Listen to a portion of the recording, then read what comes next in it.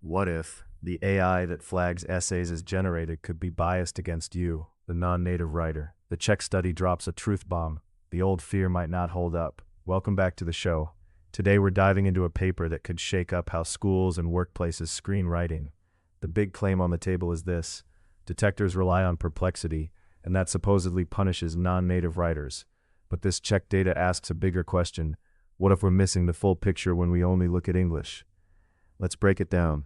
First, perplexity is like how surprised the detector is by a sentence. If a sentence feels familiar, perplexity is low. If it's puzzling, it's high. Entropy is a cousin idea, a heat map of unpredictability across language. The authors point out that entropy and perplexity have a monotonic relationship, so you can think about them interchangeably for practical purposes. Q1 asks, is the perplexity of texts from non-native Czech writers lower than that of natives? The answer is no. In their data, non-native texts do not sit at lower perplexities. That already challenges the old narrative.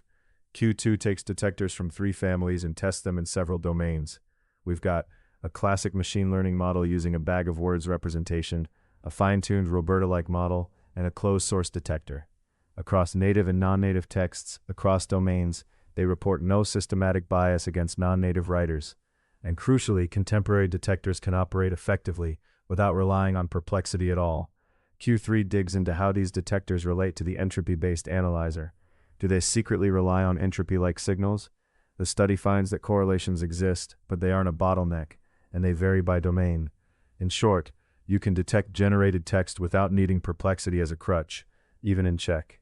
Takeaways: the language setting changes the game. The old headlines about non-native bias don't automatically generalize to Czech or to modern detectors.